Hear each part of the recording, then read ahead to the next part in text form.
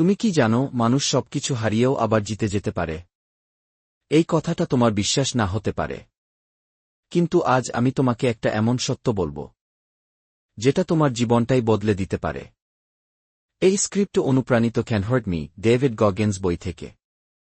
একটা মানুষ যাকে সবাই ভাঙা, শেষ, দুর্বল মনে করেছিল, সেই নিজের জীবনের গল্প এমনভাবে লিখেছে, যেটা এখন লাখো মানুষকে অনুপ্রেরণা দেয়।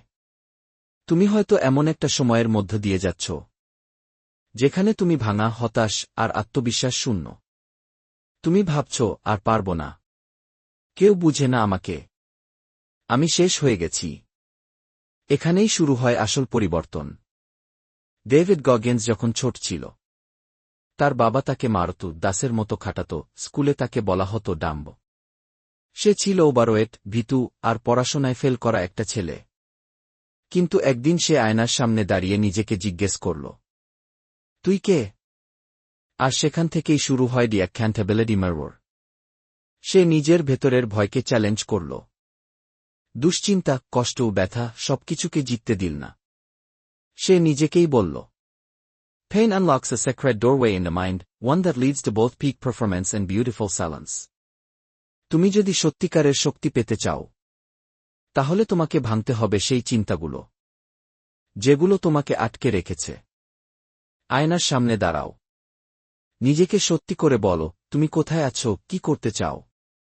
প্রতিদিন একটুখানি কষ্ট সহ্য করো, দেখবে শক্তি তৈরি হচ্ছে। কারণ তুমি শুধু একটা জীবন পেয়েছ। আর সেটা যদি ভয়, ব্যর্থতা আর অপেক্ষায় কাটিয়ে দাও, তাহলে সেটা জীবনের অপমান। তুমি হয়তো ভাবছ, আমার তো গগিন্সের মতো জীবন না ঘি। ঠিক আছে, তুমি হয়তো ভাঙা নও। তবে তুমি হয়তো অলস, কিংবা নিজের ভিতরের ক্ষমতা সম্পর্কে অজানা।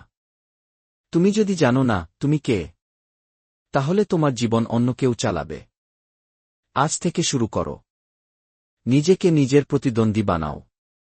জিজ্ঞেস করো প্রতিদিন, আমি কি আজ আগের চেয়ে একটু ভালো? যদি এই কথাগুলো তোমার মনে কিছু জাগিয়ে তোলে, তাহলে একটা লাইক দাও। কমেন্টে লিখে জানাও, আজ থেকে তুমি নিজের কোনো ভয়টা ভাঙবে। আর প্রতিদিন এমন সাহস জাগানো ভিডিও পেতে চাইলে সাবস্ক্রাইব করে রাখো ম্যানবচাম্বকে। কারণ যতবার তুমি নিজের সাথে লড়বে, ততবার তুমি জীবন জিতবে।